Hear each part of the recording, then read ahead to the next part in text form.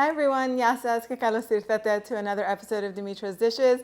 Today I'm going to teach you how to make rizopita. That's basically a rice pudding that's wrapped in phyllo, baked into a pie. It has a buttery, flaky crust, a creamy rice pudding filling with nuts and raisins. It's so delicious. Let's get started. So we're going to start off by making the rice pudding, and Arborio rice is best for this because it's creamy and more starchy than a regular rice, but use whatever you have.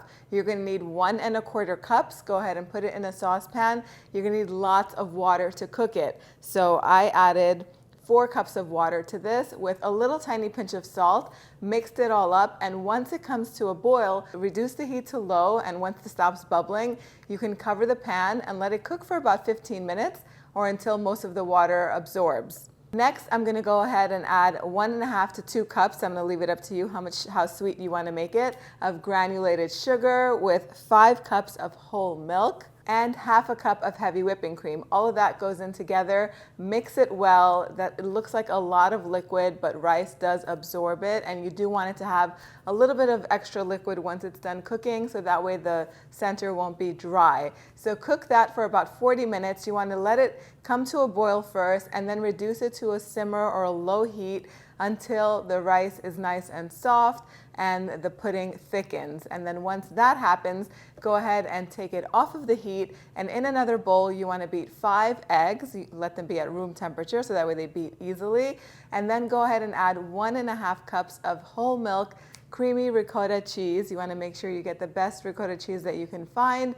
Mix that all together with 2 teaspoons of pure vanilla extract. Whisk that up, and then you want to temper this mixture so that way the eggs don't curdle. And I forgot to mention that I did add 1 cup of raisins to the rice pudding once it was done cooking. I put them in right at the very end so that way they plump up a little bit. If you don't like raisins, you could leave it out, or you could substitute them with your favorite dried fruit. But anyway, take the hot rice pudding mixture a little bit at a time and pour it into the ricotta egg mixture so that way it can temper and the eggs don't curdle once you put them back into the rice pudding.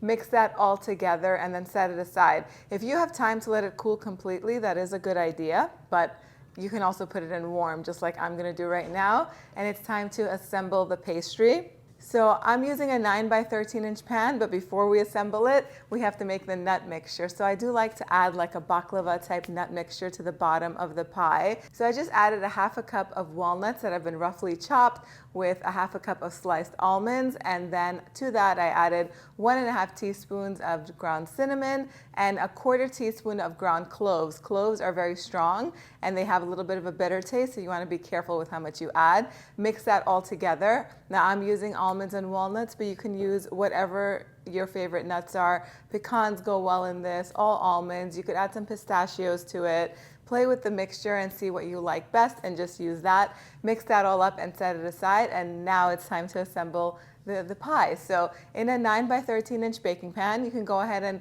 butter the bottom and the sides of the pan, and then I like to layer phyllo sheets, so about 6 layers for the bottom crust.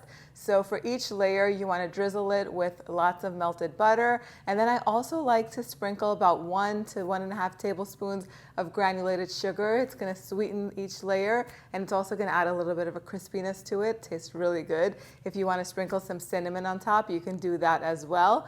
And then once you're done with the 6th layer, you don't have to add any sugar to the top layer. Go ahead and spread the nut mixture on top in an even layer, and then carefully pour the rice pudding mixture over that, and then go ahead and add between 4 to 6 more phyllo layers. It depends on how thick you want the top to be, and you could add more if you like.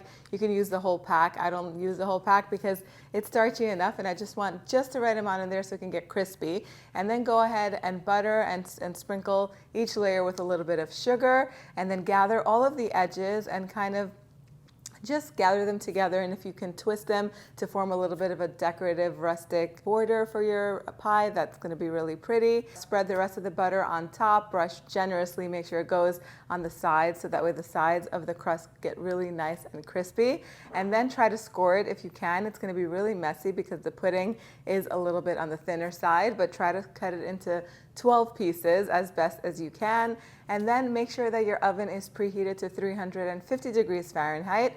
You want to bake this pie on the center rack for between 45 minutes to an hour, or until it gets nice and golden on top. Take it out of the oven and let it set and cool completely before you're ready to serve it. I like to sprinkle mine once it's cooled down to room temperature with lots of confectioner sugar and cinnamon, and then it's ready to serve. You could serve this pie at room temperature, which is the way I like it, or if you want to refrigerate it and serve it cold, you can do that too.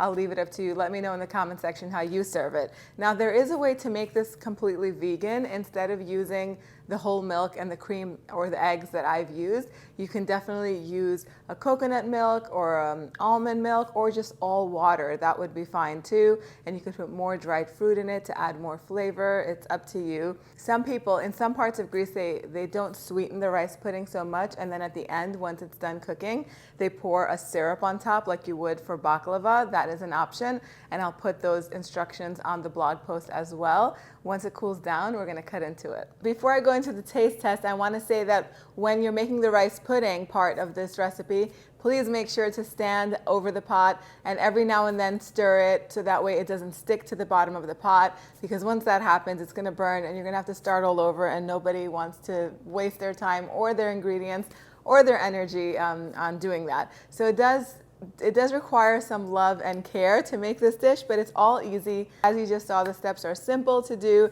and it doesn't take that long, but you do have to stand by it while you're making it so that way it doesn't burn. The house smells incredible. It's time for the taste test. And like I said, I like to serve it still warm.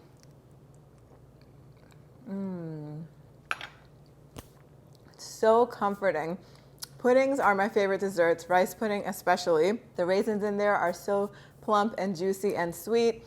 The phyllo is nice and crisp and slightly sweet from the sugar in between the layers. The bottom layer with the nuts is amazing. It's like baklava and rice pudding in one. I tested this recipe several times before I filmed this video today, because lots of the recipes out there say to use less liquid, and it comes out so dry. It's almost like you're eating a dry rice pie, which is not what you're going for. You want it to be juicy and moist and creamy and delicious, just like this one. So make sure you do add a lot of liquid to it. If you're done making the rice pudding and it's looking a little bit dry, do not hesitate to stir in more milk to get it to the consistency that it's in this video. Very, very important. It might look like it's way too thin and it's not gonna set, but believe me when I tell you, just look at how beautiful that is. It does set. Serve it at room temperature with some coffee, call some friends over and enjoy this. We do have a shop on the website with beautiful aprons like this one and other colors. It's on dimitrasdishes.com. Get this recipe, visit the shop. Let me know what you guys think. Thank you guys so much for spending time with me today. I'll see you all next time. Yes, sis.